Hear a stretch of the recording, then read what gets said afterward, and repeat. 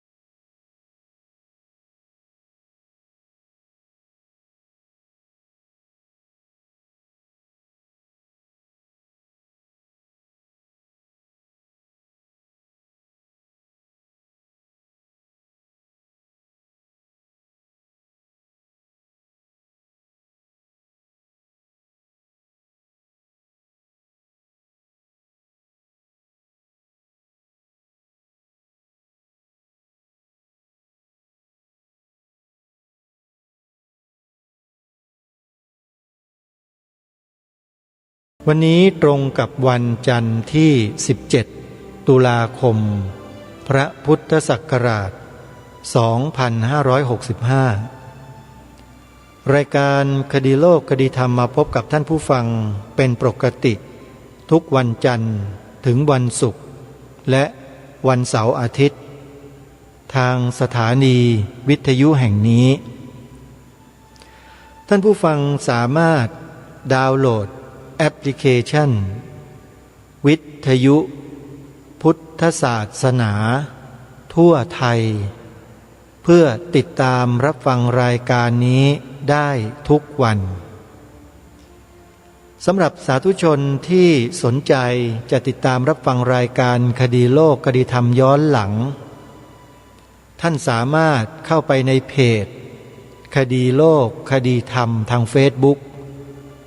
แล้วก็เข้าไปดูย้อนหลังฟังย้อนหลังได้ซึ่งทางรายการได้โพสต์รายการคดีโลกคดีธรรมไว้ในเพจคดีโลกคดีธรรมที่ท่านสามารถเข้าไปดูไปฟังย้อนหลังได้หลายเดือนหลายปีทีเดียวสำหรับรายการคดีโลกคดีธรรมวันนี้มีข้อมูลที่สำคัญซึ่งเป็นประเด็นใหญ่เป็นประเด็นระดับชาติที่หลายคนหลายท่านไม่เคยรู้ไม่เคยได้ยินไม่เคยได้เห็นไม่เคยทราบมาก่อนว่าสิ่งที่ท่านเห็นอยู่เป็นประจำบนห่อบนกล่องบนพัสดุสินค้าที่ท่านซื้อมาจากตลาดหรือห้างสะดวกซื้อร้านสะดวกซื้อทั้งหลายเนี่ยท่านไม่รู้ว่าสิ่งนั้นมีผลอะไรกับสังคมไทยของเราถ้าเราไม่ติดตามข้อมูลไม่รู้ข้อมูลเราก็เท่ากับว่าไปสนับสนุนส่งเสริมให้สิ่งนั้นเนี่ยมีกำลังในการกระทำอะไรต่างๆตามที่เขามุ่งหวังทำได้อย่างต่อเนื่องและเกิดเป็นผลสำฤทธิ์ได้อย่างที่เราไม่รู้ตัว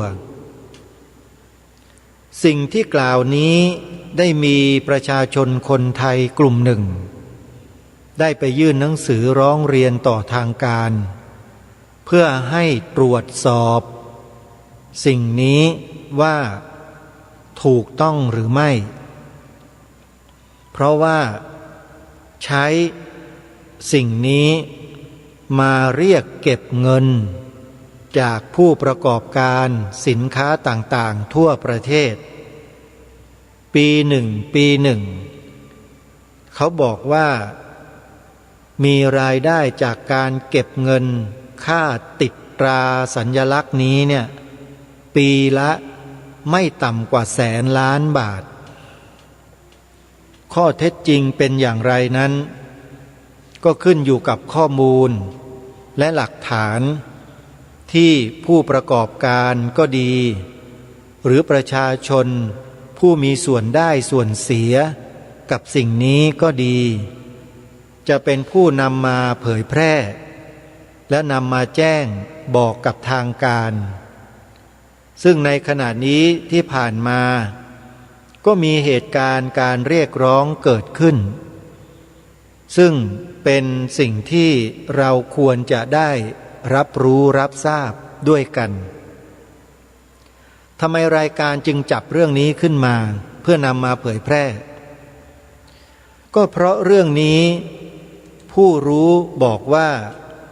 มีส่วนเกี่ยวข้องด้านความมั่นคงของประเทศไทยของเราด้วยแต่จะเป็นไปในแง่ไหนอย่างไรนั้นก็ขึ้นอยู่กับข้อมูลของฝ่ายผู้เกี่ยวข้อง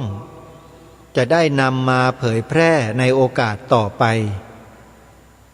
แต่ในช่วงต้นที่มีการออกไปเรียกร้องไปยื่นหนังสือนั้น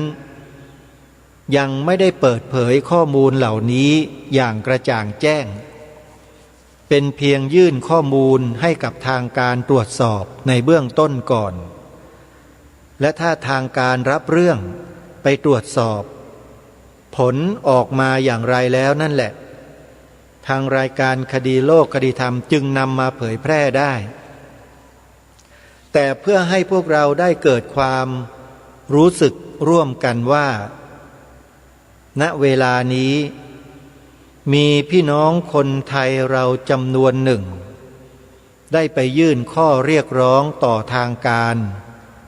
ให้ตรวจสอบตราสินค้าบางประเภทที่เรียกเก็บเงินจากประชาชนทั้งทางตรงและทางอ้อมโดยมีรายได้เป็นจำนวนแสนล้านบาทต่อปีให้ทางการตรวจสอบว่าเงินเหล่านี้ที่ได้ถูกเก็บมาตลอด20 กว่าปีเนี่ยหายไปไหนถูกนำไปทำอะไรนี่คือความสงสัยความกังวลใจของคนไทยกลุ่มหนึ่งที่เขามีข้อมูลเขารู้เขาเห็นเขาทราบเขามีหลักฐานเขาจึงมายื่นหนังสือต่อหน่วยงานของรัฐแล้วจะยื่นไปเรื่อยๆในหลายๆหน่วยงานเพื่อนำหลักฐานและข้อมูลที่ได้มานั้นมาให้ทางหน่วยงานต่างๆได้ตรวจสอบและตัดสินดำเนินการเพื่อให้เกิดการแก้ไขไปในทางที่ถูกต้องวันนี้จึงนำคลิปเสียงบรรยากาศของกลุ่มประชาชนกลุ่มหนึ่งที่ไปยื่นหนังสือต่อ DSI เพื่อที่จะให้ตรวจสอบตราสัญลักษณ์ที่เรียกเก็บเงินสินค้าจากผู้ประกอบการจำนวนกว่าแสนชนิดหรือแสนกว่าชนิดเป็นจำนวนเงินมหาศาลเป็นแสนล้านบาทต่อปีว่าเขามีแนวคิดอย่างไรมีที่มาที่ไปอย่างไรแล้วทำไมจึงต้องออกมาเรียกร้องออกมายื่นหนังสือเพื่อขอให้หน่วยงานของรัฐตรวจสอบเรื่องนี้เพราะอะไรเดี๋ยวสักครู่หนึ่งเราไปติดตามรับฟังพร้อมๆกันแต่ในเบื้องต้นนี้ก็จะขอทำความเข้าใจกับท่านผู้ฟังว่ารายการคดีโลกคดีธรรมไม่มีส่วนเกี่ยวข้องอะไรกับกลุ่มบุคคลเหล่านี้แต่เมื่อฟังดูแล้วเนี่ยเห็นว่าน่าจะทำให้ประชาชนทั่วประเทศที่มีส่วนเกี่ยวข้องกับเรื่องนี้ทั้งหมดโดยไม่รู้ตัวเนี่ยได้รับรู้รับทราบร่วมกันด้วยว่าพวกเราคนไทยทุกคนที่ไปซื้อสินค้ามาบริโภคอุปโภคเนี่ยโดนเก็บเงินด้วยตราสินค้านี้โดยไม่รู้ตัวแล้วเงินจำนวนมหาศาลเนี้ยตกไปอยู่กับคนเพียงแค่กลุ่มเดียวเล็ก แล้วเงินมหาศาลเหล่านี้หลายแสนล้านบาทไปอยู่ที่ไหนถูกดำเนินการไปทำอะไรในประเทศนี้ทำไมจึงตรวจสอบไม่ได้แล้วทำไมจึงไม่เสียภาษีแม้แต่บาทเดียวเลยทั้งที่อ้างว่าเป็นหลักของศาสนานี่คือสิ่งแปลกใหม่ที่ทางรายการอยากจะให้พวกเราได้ศึกษาและติดตามร่วมกันถ้าใครสนใจเรื่องนี้นะฮะท่านสามารถไปเปิดดูในคลิป YouTube ย้อนหลังศึกษาดูได้เลย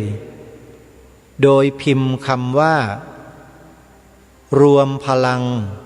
คนไทยพุทธอันนี้เขาใช้ชื่อช่อง YouTube ว่าอย่างนี้ก็ให้เราเปิดเข้าไปดูในชื่อดังกล่าวแล้วเดี๋ยวเราก็จะทราบข้อมูลกันเองแต่ในเบื้องต้นนี้จะนำบรรยากาศข่าวสารข้อมูลความเคลื่อนไหวของพี่น้องประชาชนกลุ่มหนึ่งที่มีความวิตกกังวลเกี่ยวกับเรื่องด้านความมั่นคงของประเทศที่เกี่ยวข้องกับตราสัญลักษณ์นี้เขาแสดงเหตุผลที่มาที่ไปให้เรารับทราบให้เราได้รู้ในเบื้องต้นกันก่อนใช้เวลาประมาณ31 นาทีเดี๋ยวเราไปติดตามรับฟังเนื้อหาสาระการยื่นหนังสือต่อหน่วยงานของรัฐของกลุ่มคนดังกล่าวโดยพร้อมเพรียงกันณบัดนี้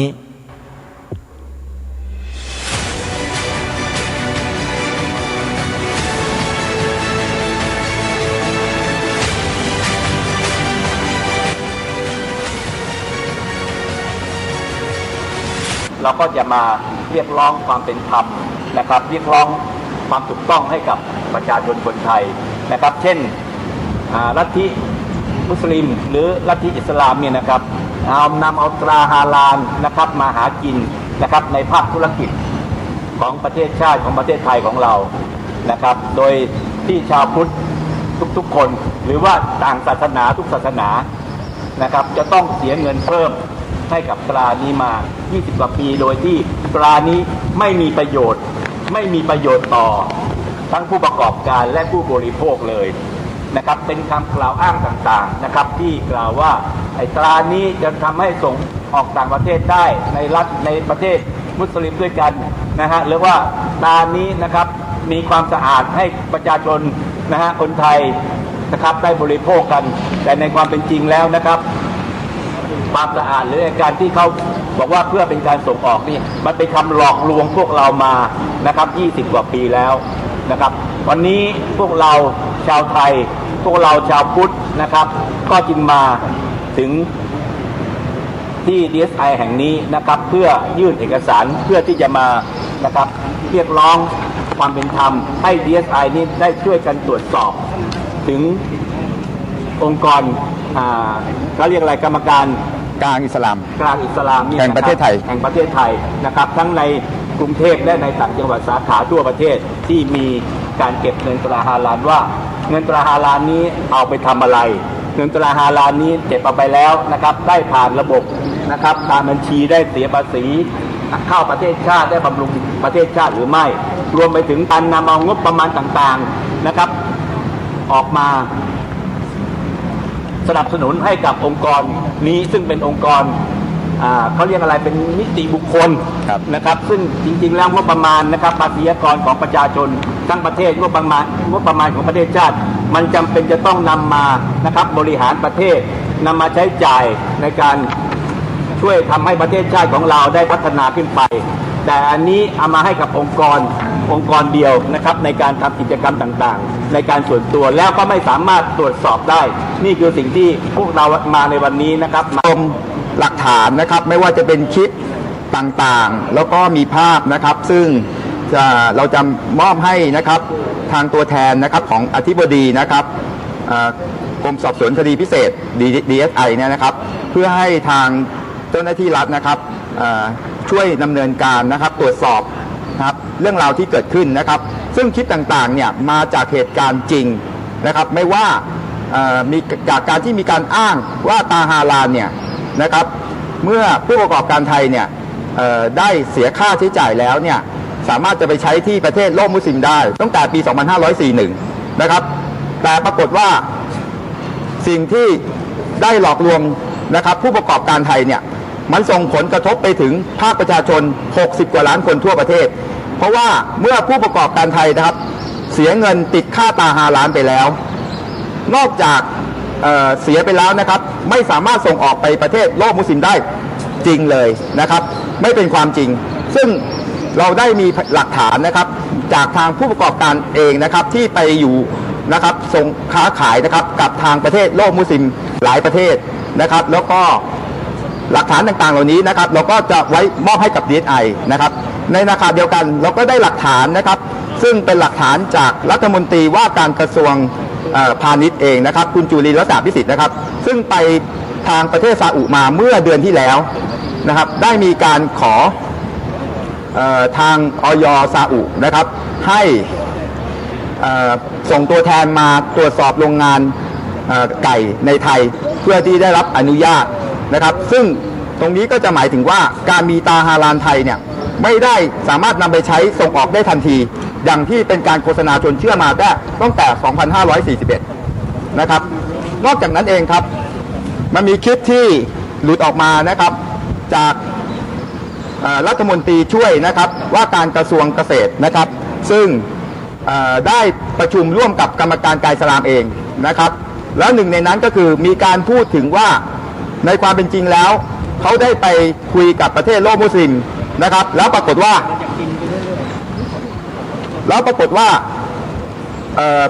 ทางประเทศโลกมุสลิมนะครับไม่ยอมรับตาฮาลาลไทยนะครับและคุยกันในกลุ่มของกรรมการกายสลามทั้งหมดนะครับเรื่องมันก็เลยแดงออกมานะครับว่าเท่ากับว่าที่ผ่านมาเป็นการโกหกหลอกลวงผู้ประกอบการไทยทั้งแผ่นดินนะครับแล้วก็ขณะเดียวกันครับยังมีนะครับคลิปนะครับที่มาจากประธานกรรมการกายสลามจังหวัดกรุงเทพนะครับได้พูดถึงว่าทางประเทศโลกมุสลิมไม่ยอมรับตาฮาลาลไทยเพราะว่าฮาลาลไทยอ้างเรื่องวิทยาศาสตร์ฮาลาลนะครับในประเทศโลกมุสลิมเขาไม่ยอมรับนะครับเพราะงั้นคลิปต่างๆเหล่านี้เป็นหลักฐานครับที่เราจะนำส่งให้กับ DSI แล้วนอกจากนั้นนะครับก็ยังมีนะครับคลิปที่ทางมุสลิมเองนะครับที่มีตำแหน่งใหญ่นะครับได้พูดถึงว่าการเก็บค่าธรรมเนียมฮาลาลเนี่ยมีผู้ประกอบการไปปรึกษาว่าทำไมแพงจัง 40,000-50,000 บาทต่อปีทำไม่ไหวนะครับแล้วก็นอกจากนั้นก็ยังมีคลิปอีกหลายๆคลิปนะครับที่เป็นหลักฐานนะครับทำให้เรารู้ความจริงอีกมากมายนะครับซึ่งในรายละเอียดนะครับเราจะพูดถึงตรงนี้เพิ่มขึ้นเรื่อยๆเพื่อให้ภาคสังคมต่างๆรับรู้นะครับนอกจากนั้นนะครับได้มีสมาคมปกป้องพระพุทธศาสนานะครับได้ไปสอบถามเรื่องตัวเลขจากกรมส่งเสริมการค้าระหว่างประเทศนะครับว่าตัวเลขส่งออกสินค้าฮาลาลไทยนะครับสามารถตรวจสอบได้จริงไหมผลปรากฏว่าทางคำตอบจากกรมส่งเสริมการค้าระหว่างประเทศนะครับได้มีคำตอบกลับมานะครับ5ข้อนะครับซึ่งหนึ่งในนั้นก็คือทางพิกัดศุลกากรไม่สามารถจะมีการออกพิกัดศุลกากรทางศาสนาได้จึงเป็นสิ่งที่ทำให้เห็นแน่ชัดว่าการที่รัฐมนตรีหรือการที่หน่วยงานฝ่ายที่เกี่ยวข้องหรือกรรมการกลางอิสลามได้อ้างถึงเรื่องตัวเลขส่งออกที่ติดตาฮาลาลไปว่าจำนวนมากมายเนี่ยนั่นก็คือเรื่องโกหกหลอกลวงทั้งหมดเพราะในความเป็นจริงไม่สามารถเช็คได้ครับเพราะว่าเมืองไทยเรายังไม่มีพิกัดศุลกากรด้านศาสนาสิ่งนี้จึงเป็นสิ่งที่น่ากลัวมากครับเพราะแต่ว่าเป็นการหลอกลวงภาคประชาชนทั้งประเทศแล้วยังร่วมมือกันโกงกับเจ้าหน้าที่รัฐนะฮะแล้วก็ในขณะเดียวกันเรายังมีคลิปที่ทางทีมงานเราไปสืบถึงกระทรวงพาณิชย์ไปสืบถึงกระทรวงเกษตรไปสืบถึงกระทรวงสาธารณสุขหน่วยงานอย.นะครับแล้วเราได้คำตอบมานะครับซึ่งจริงๆวันนี้เราเตรียม ข้อมูลนี้ไว้ให้กับสื่อด้วยนะครับแล้วก็ภาคประชาชนที่มานะครับได้เห็นว่ามันมีคลิปหลักฐานที่เป็นหลักฐานชัดเจนนะครับว่ามีการทุจริตมีการหลอกลวงมีการช่อโกงประชาชนยังไม่หยุดยั้งที่จะโกงต่อนะครับถ้าภาคประชาชนไม่ตื่นรู้ตรงนี้จะมีเป็นภัยร้ายแรงที่เกิดขึ้นมากขึ้นอีกนะครับคลิปต่างๆที่เกิดขึ้นนะครับมาจากเจ้าหน้าที่รัฐไปร่วมมือกับทางกรรมการกายอิสลามนะครับใช้สถานที่ของรัฐไม่ว่าจะเป็นหน่วยงานอย.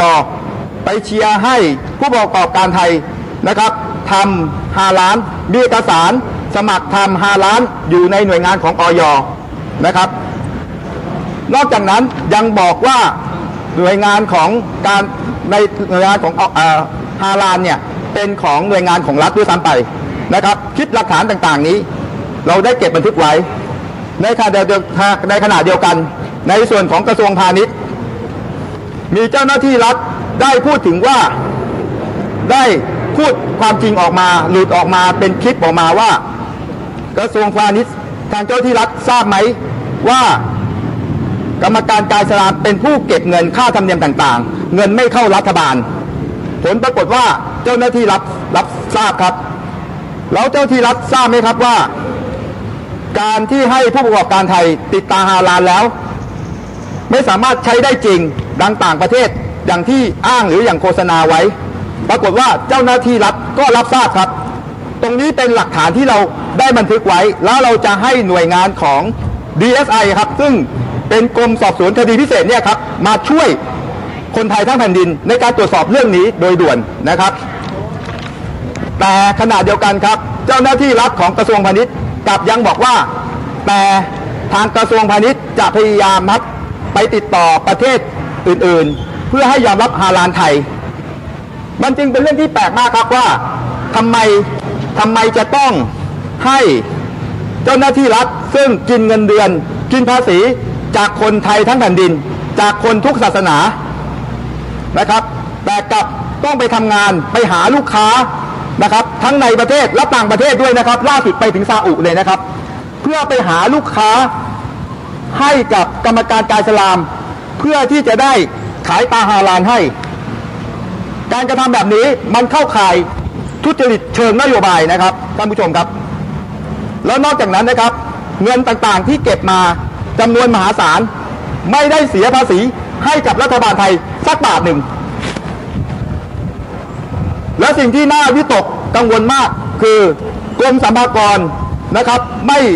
ไปติดตามเรื่องนี้ในการตรวจสอบนะครับหรือหน่วยงานที่เกี่ยวข้องก่อนหน้านี้ไม่มีใครไปตรวจสอบเลยผลปรากฏว่ามีการคำนวณยอดเงินของค่าธรรมเนียม5 ล้านที่กรรมการกายอิสลามเก็บจากผู้ประกอบการไทยทั้งประเทศมีมูลค่าสูงถึงหลายแสนล้านบาทต่อปี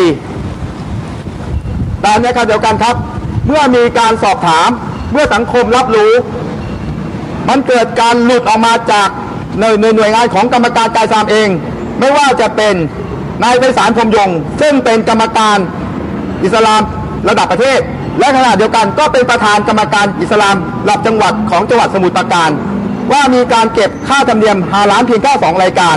มียอดเก็บรวมเพียงแค่250 ล้านบาทแล้วสิ่งที่น่าตกใจน่ากลัวมากคือไม่ได้โกหกแค่คนเดียวครับผลปรากฏว่ายังมีกรรมการกายอิสลามอีกท่านหนึ่งนะครับซึ่งมีตำแหน่งใหญ่เป็นถึงผอ.วิทยาศาสตร์ฮาลาลนะครับนั่นคือคุณวินัยดาหลันนะครับคลิปต่างๆเหล่านี้ที่ผมพูดมีหลักฐานอยู่นะครับได้บอกว่ามีการเก็บค่าธรรมเนียม5 ล้านเพียงแค่60 ล้านบาทครับ2 คนที่มีตำแหน่งใหญ่บอกยอดไม่ตรงกันขณะเดียวกันครับสิ่งที่เลวร้ายกว่านั้นคือมีเอกสารจากสำนักจุฬาราชมนตรีนะครับแจ้งมาว่ามีการเก็บค่าธรรมเนียม5 ล้านนะครับซึ่งตรงนี้น่ากลัวมากครับออกเป็นเอกสารเลยแล้วกลายเป็นว่าคนส่วนใหญ่ของประเทศไม่ได้รู้หรือสื่อต่างๆไม่เอามาลงครับถามว่าถ้าเป็นวัดมีการเก็บเงินค่าบริจาคถ้าอ้างว่าเป็นศาสนานะครับมัคคทายกบอกว่าเงินบริจาคได้มา1 ล้านบาทรองเจ้าว่าบอกว่าเงินบริจาคได้มา3 ล้านบาทก รรมการบอกว่าได้มา10 ล้านบาทถามว่าถ้าขนาดของวัดเนี่ยมีแจ้งยอดไม่ตรงกันเนี่ยจะเกิดอะไรขึ้นครับจะเกิดการที่ไม่น่าเชื่อถือเกิดขึ้นอย่างมากมายถูกไหมครับแล้วแสดงว่าเงินที่มันผลต่างๆนี้ไปอยู่ที่ไหนนะครับแต่สิ่งที่น่ากลัวคือ1ครับกรรมการการสลากบอกว่ามีเก็บค่าธรรมเนียม5 ล้านเพียงแค่60 ล้านบาทอีกคนหนึ่งบอกว่า250 ล้านบาทเอกสารจากสำนักจุฬาบอกว่า160 ล้านบาทมีการคำนวณคร่าวๆนะครับว่าอย่างน้อยเป็นหลักหมื่นล้านบาทขึ้นไปความแตกต่างระหว่าง60 ล้านบาทกับหลายหมื่นล้านบาทหรือหลายแสนล้านบาทเนี่ยครับมันคืออะไรและยอดที่แตกต่างนี้ไปอยู่ที่ไหนแล้วนอกจากนั้นไม่เคยเสียภาษีให้รัฐบาลไทยสักบาทเดียวนะครับแล้วที่หนักกว่านั้นครับมีการไปหลอกลวงข้าราชการไทยนะครับตามกระทรวงต่างๆให้มาช่วยทำงานรับใช้มีการเอางบประมาณแผ่นดินนะครับใช้ผ่านกระทรวงต่างๆไม่ว่าจะเป็นกระทรวงวิทยาศาสตร์นะครับมีการตั้งศูนย์วิทยาศาสตร์5 ล้านในมหาวิทยาลัยจุฬาตรงนี้ใช้งบประมาณแผ่นดินไปเท่าไหร่แล้วนะครับมีการใช้งบประมาณแผ่นดินไปสนับสนุนกิจการ5 ล้านผ่านกระทรวงอุตสาหกรรม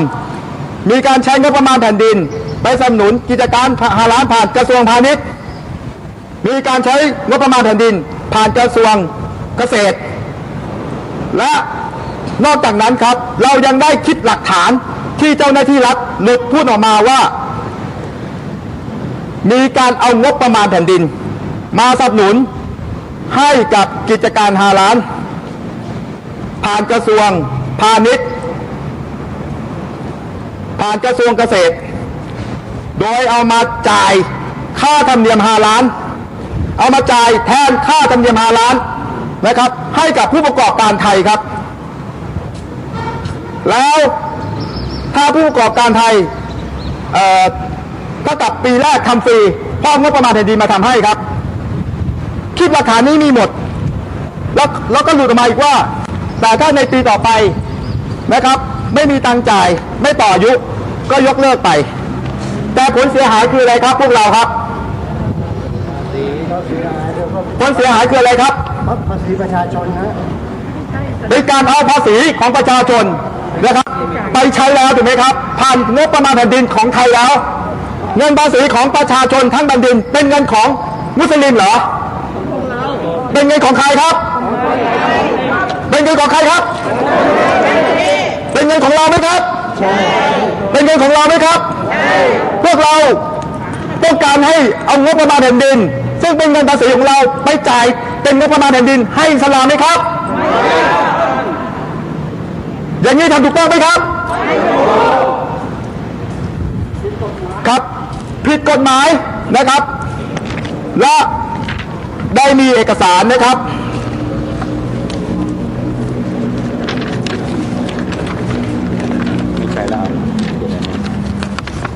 เป็นเอกสารสำคัญอีกชิ้นหนึ่ง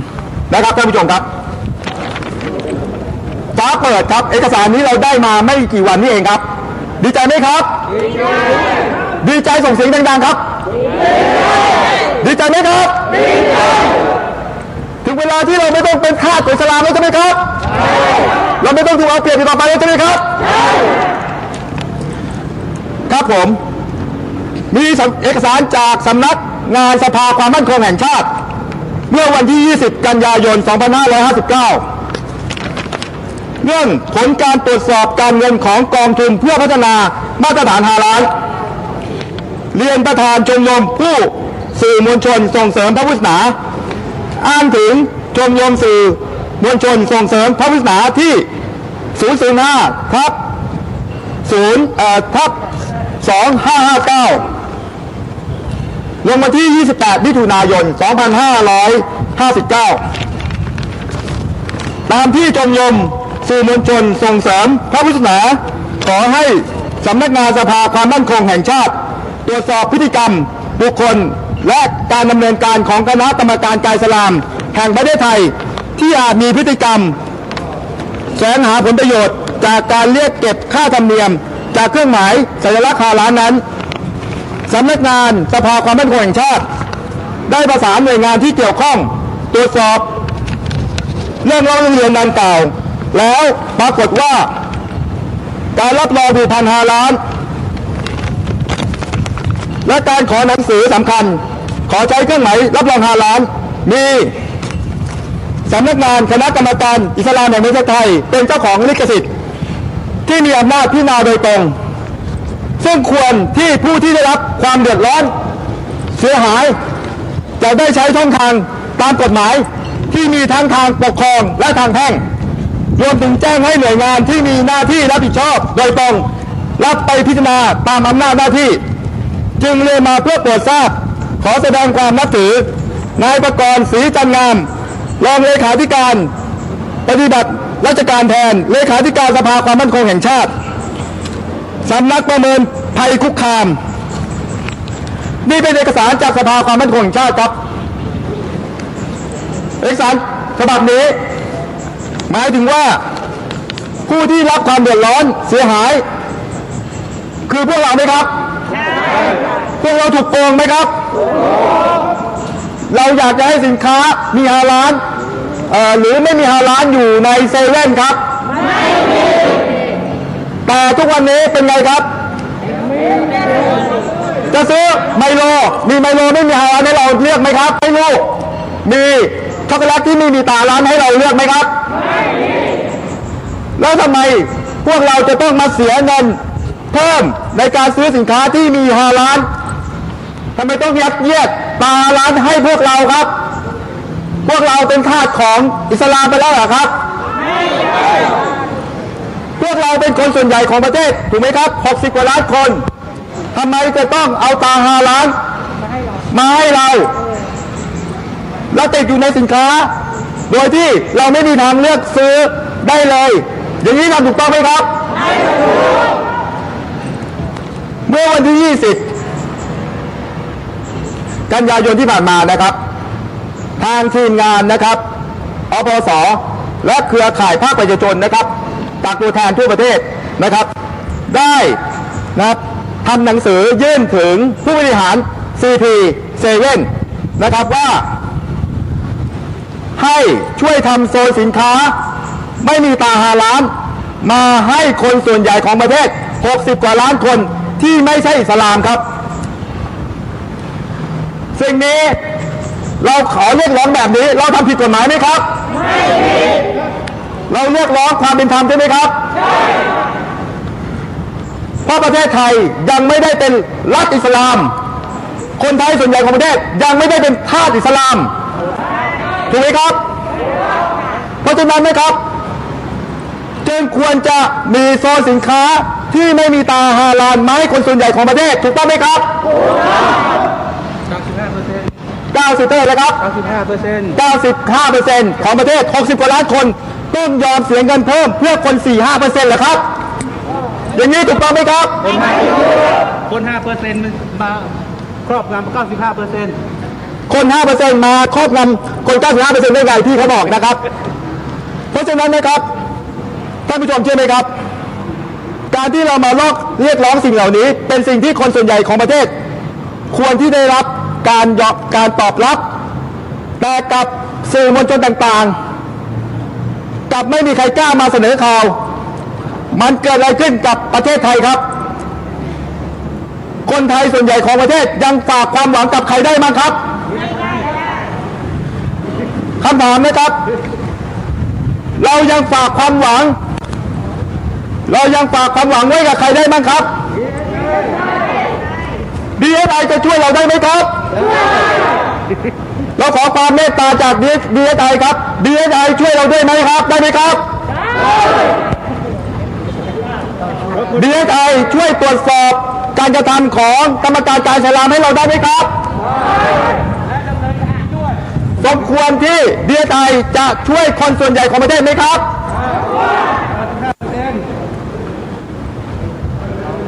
เพราะฉะนั้นนะครับทุกวันนี้คนไทยส่วนใหญ่ของประเทศมีแต่โดนกระทำย่ำยีเหมือนบังคับซื้อสินค้าก็ต้องซื้อสินค้าที่มีแต่5 ล้านขณะเดียวกันเงินทุกบาททุกสตางค์หายากไหมครับหายากไหมครับ เราเสียภาษีใช่ไหมครับซื้อขนมซื้อของกินจ่ายค่าน้ำค่าไฟค่าโทรศัพท์เสียภาษีไหมครับกี่เปอร์เซ็นต์ครับ7%เราคาดหวังว่าภาษีที่เสียจะนำไปใช้ประโยชน์ให้คนส่วนใหญ่ของประเทศใช่ไหมครับให้ถึงมือพวกเราใช่ไหมครับดังตอนนี้ต้องเอางบประมาณแผ่นดินไปสนับสนุนกิจการฮาลาลด้วยครับพวกเราสงสัยไหมครับสงสัยไหมครับภาครัฐไปไหนครับเห็นด้วย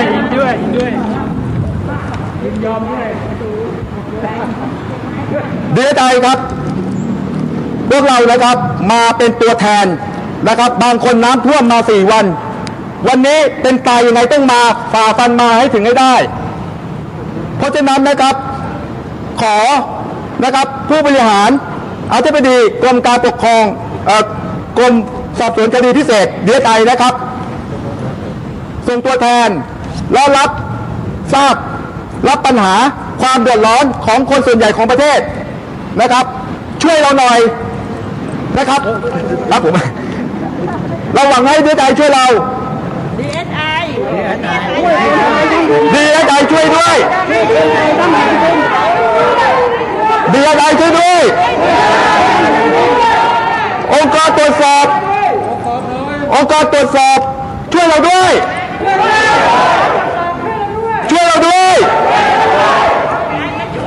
เราไม่ได้เป็นทาสอิสลามประเทศไทยคงไม่ได้เป็นรัฐอิสลามทำไมต้องบังคับให้เรายัดเยียดเราให้ซื้อสินค้าแต่มีฮาลาลทำไมต้องเอางบประมาณแผ่นดินเราไปสนับสนุนฮาลาลให้มันจะยึดหมดแล้วไม่มีเงินมาช่วยน้ำท่วมเลยและที่สำคัญครับการกระทำยังใช้วิธีการโกหกหลอกลวงไม่ได้ตรงไปตรงมาตั้งแต่ปี 2541 นะครับมาถึงปัจจุบันถึง 25 ถึง 24 ปีนะครับแล้วยังช่วยกันปกปิดอีกอย่างนี้เรียกว่าอะไรดีครับเลวไหมครับชั่วไหมครับ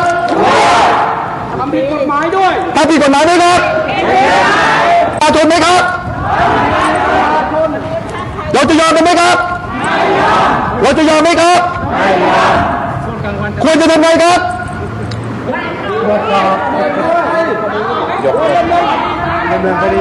บางคนบอกว่ากระทืบมันเลยนะฮะเข้าคุกอย่างเดียวเอาเข้าคุกเลยเหรอฮะใครเสนอแล้วครับใครอยากว่าให้ตรวจสอบถ้าทำผิดให้ติดคุกเลยเห็นด้วยไหมครับข้าราชการคนไหนไปร่วมกันทุจริตข้าราชการคนไหนกระทรวงไหนไปร่วมกันทุจริตเอางบประมาณแผ่นดินไปสนับสนุนกิจการฮาลาลเราเอาเงินไปให้เฉพาะอิสลามตรวจสอบแล้วผิดควรติดคุกไหมครับ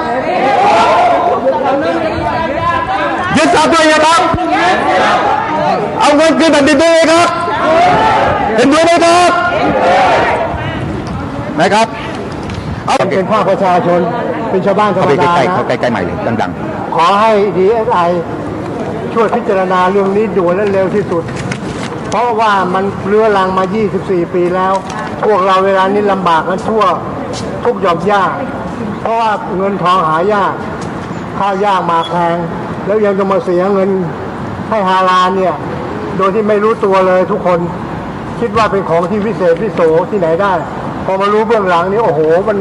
เลวร้ายยิ่งกว่ามันสุดจะบรรยายฮะขอให้DSIพิจารณาเรื่องนี้ด่วนและเร็วที่สุดเลยครับเพราะประชาชนส่วนใหญ่เดือดร้อนกันมากและพูดกันปากต่อปากมากขึ้นนะขอความเป็นธรรมให้ชาวพุทธด้วยครับจะตามเรื่องได้ทั้งหมดเรื่องยื่นมาแล้วไม่หายแล้วอธิบดีสั่งว่าอย่างไรก็จะแจ้งท่านไปอีกแต่ที่อยู่ที่อันนี้มีที่อยู่ไหมเนี่ยมีครับมีก็จะตามที่อยู่นี้ไปนะครับจะทำทั้ง2ขั้นตอนคือเดี๋ยวมีหนังสือแจ้งรับเรื่องเพื่อบอกว่าเรื่องของท่านเนี่ยเลขที่ร้องทุกข์เท่าไหร่นะผมจะเซ็นไปแล้วเดี๋ยวพออธิบดีสั่งเสร็จปุ๊บว่าจะรับหรือไม่รับหรือยังไงเนี่ยจะแจ้งพี่ไปรอบที่ไหนก็จะให้เบอร์โทรกองนั้นไปในหนังสือแต่ถ้าไม่รับสมมติว่าอยู่กับตำรวจอยู่คนไหนเราก็จะบอกว่าเราส่งเรื่องไปที่ กรมการปกครองกรมเรือไปที่กองบัญชาการนครบาลอะไรประมาณเนี้ยก็จะคือทุกเรื่องต้องมีคำตอบให้พี่นะครับถ้ารับ เดี๋ยวจะมีหนังสือรับมาตอนนี้วันนี้เลยใช่ไหมครับ โอ้ยังนะยังเดี๋ยวต้องเข้าระบบของกรมก่อนนะเข้าเขาเรียกงานทางธุรการ เอกสารให้นักข่าวหน่อยครับผมเดี๋ยวผมจะขอแจ้งว่ามีเอกสารอะไรให้ด้วยนะครับขอโทษนะครับขอโทษ แล้วเดี๋ยวให้ท่านผอกล่าวนิดนึงนะครับ ขอขอบคุณนะครับทาง DSI นะครับที่ส่งผู้บริหารนะครับมารับเอกสารจากทางภาคประชาชนนะครับ ก็คือทางคุณสมเกียรติเพชรประดับนะครับต้องขอบคุณมากนะครับ เอกสารที่ได้ยื่นนะครับก็จะมีเอกสารนะครับพร้อมทั้งคลิปที่จะอยู่ในแฟลชไดรฟ์นะฮะแล้วก็ภาพต่างๆนะครับมากมายนะครับที่เป็นหลักฐานทั้งหมดเลยนะครับแล้วก็มีเอกสารสำคัญอยู่นี้ทั้งหมดนะครับยังไงก็รบกวนด้วยนะครับได้ครับนะครับท่านจะพูดอะไรนิดนึงนะครับ ครับกล่าวนิดนึงครับ กล่าวนิดนึง ให้ภาคประชาชนรู้สึก ท่านผอ ภูมิใจครับ สวัสดีครับก็ในนามของตัวแทนของกรมนะครับก็จะมารับเรื่องที่ยื่นจากภาคประชาชนนะครับก็เดี๋ยวจะเข้าสู่กระบวนการเสนอเรื่องต่อท่านอธิบดีนะครับก็จะมีขั้นตอนการบริการก็คือหลังจากรับเรื่องแล้วเดี๋ยวจะมีหนังสือแจ้งไปยังผู้ร้องโดยตรงนะครับเพื่อจะระบุหมายเลขจำนวนร้องทุกข์ที่เท่าไหร่นะครับเมื่ออธิบดีมีข้อสั่งการเป็นประการใดแล้วนะครับก็จะมีหนังสือไปถึงผู้ร้องอีก1 ครั้งนะครับว่ากรณีดังกล่าวเข้าเงื่อนไขหรือหลักเกณฑ์หรือวิธีการที่กรมจะรับเรื่องไว้พิจารณาหรือไม่นะครับหากไม่รับอยู่หน่วยงานไหนเราก็จะส่งไปตามหน่วยงานที่มีอำนาจหน้าที่ต่อไปนะครับแต่หากเห็นว่าอยู่ในอำนาจของกรมก็จะแจ้งไปอีกว่าอยู่ในกองคดีใดนะครับเพื่อเอาไว้ประสานงานหรือส่งเอกสารข้อมูลเพิ่มเติมนะครับในนี้แต่ได้ท่านก็ได้อยู่ในเดี๋ยวผมจะให้ดูเดี๋ยว โน้ตเดี๋ยวมีแบ็คไซด์อยู่ในของนะโดยดีย้ายหายนะเอาไอ้เขาเรียกอะไรนะว่าเทปไทยไว้นะครับ แต่ในนี้เป็น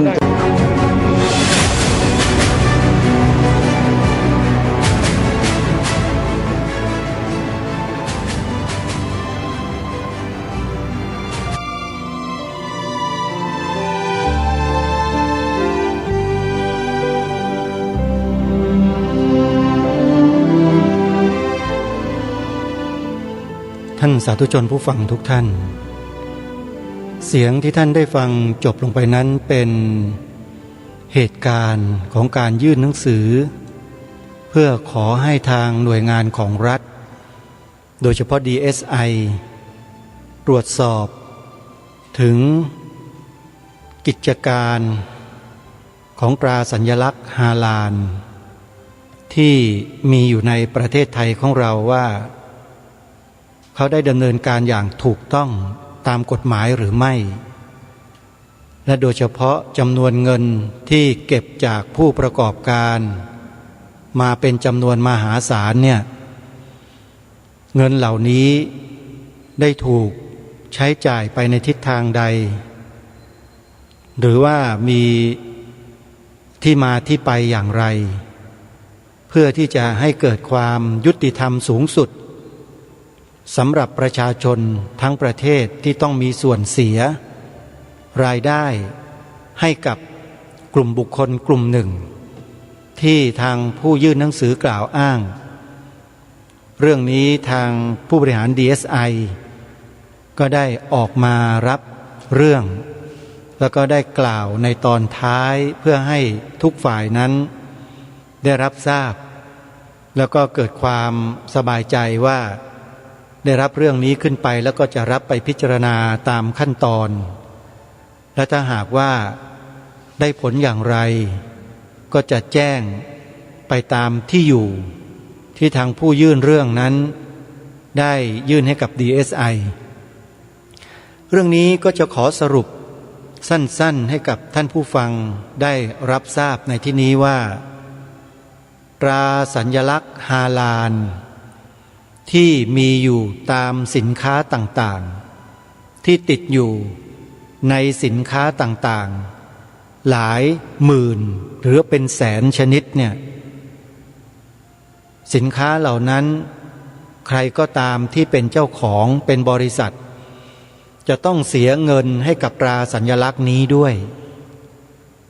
และถ้าหากทำไม่ถูกต้องตามเงื่อนไขที่เขากำหนดก็จะถูกปรับเป็นเงินมหาศาลหลายร้อยล้าน หลายสิบล้านซึ่งก็เคยเกิดขึ้นมาแล้ว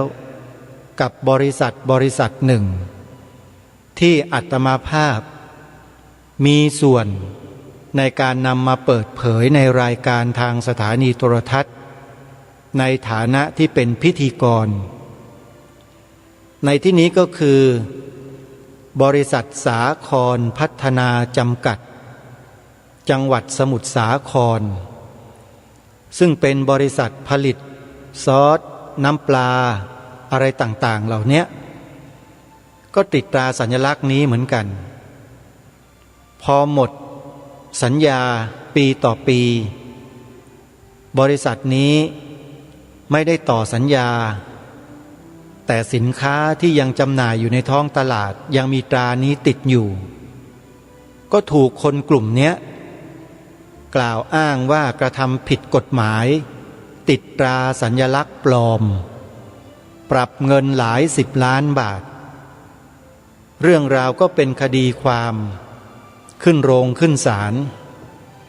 แล้วก็นำไปสู่การออกรายการตระเวนคนตระเวนธรรมที่อาตมาภาพเป็นพิธีกรอาตมาก็เลยมีส่วนรู้ส่วนร่วมในการรับข้อมูลเหล่านี้โดยตรง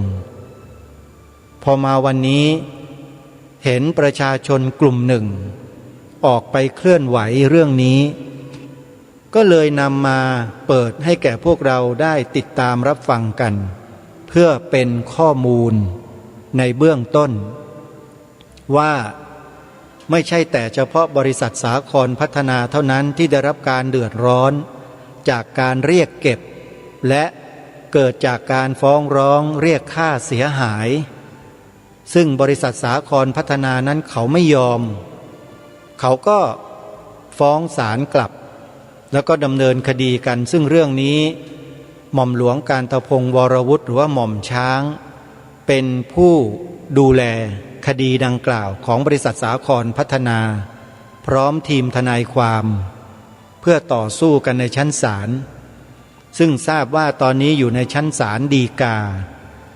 แล้วก็ได้มาพบเจอกลุ่มพี่น้องประชาชนกลุ่มนี้อีกกลุ่มหนึ่งได้ออกไปเคลื่อนไหวยื่นหนังสือเพื่อเรียกร้องให้หน่วยราชการที่เกี่ยวข้องตรวจสอบการกระทำดังกล่าวของกลุ่มบุคคลที่อ้างตนเองว่ามีสิทธิ์และมีอำนาจในการเรียกเก็บเงินจากประชาชนในฐานะที่เป็นองค์กรศาสนาแต่ทำไมไม่เสียภาษีทำไมจึงไม่สามารถตรวจสอบได้เราก็เลยสงสัยว่าเงินจำนวนมหาศาลเป็นหลายแสนล้านบาทเนี่ยเมื่อเรียกเก็บไปแล้วเงินนั้นไปอยู่ที่ไหนถูกนำไปใช้อะไรประชาชนกลุ่มนั้นก็ขอให้ทางส่วนราชการตรวจสอบเท่านั้นเองเพื่อหาความถูกต้องและที่มาที่ไปว่าเป็นอย่างไรนี่ก็เป็นเรื่องราวและเหตุการณ์ที่เกิดขึ้นบนผืนแผ่นดินไทยของเราถ้าคนไทยคนไหนบอกว่าไม่เกี่ยวข้องไม่เห็นไม่ต้องไปสนใจอะไรอาตมาภาพก็ไม่รู้จะพูดอย่างไรเหมือนกันนะเพราะว่มีหน้าที่นำมาเปิดเผยมาบอกให้ทราบว่าเขามีการเคลื่อนไหวเกี่ยวกับเรื่องนี้อย่างไรถ้าใครสนใจนะฮะจะติดตามข้อมูลมาตั้งแต่ต้นเกี่ยวกับเรื่องนี้ก็สามารถเข้าไปดูคลิปใน YouTube ได้เลยพิมพ์คำว่ารวมพลังคนไทยพุทธรวมพลังคนไทยพุทธแล้วท่านก็จะทราบข้อมูลทั้งหมดนี่คือเนื้อหาของรายการในวันนี้นำมาบอกเล่านำมาบอกกล่าวให้กับพวกเราได้รับทราบวันนี้เวลาของรายการหมดลงแล้วอาตมาภาพต้องขอสมมุติยุติรายการไว้แต่เพียงเท่านี้พบกันใหม่ในวันต่อไปขอความสุขสวัสดีในธรรมแห่งองค์สมเด็จพระบรมศาสดาสัมมาสัมพุทธเจ้าจงปรากฏเกิดมีขึ้นในจิตใจของท่านผู้ฟังทุกท่านทุกคนเทอญขอเจริญ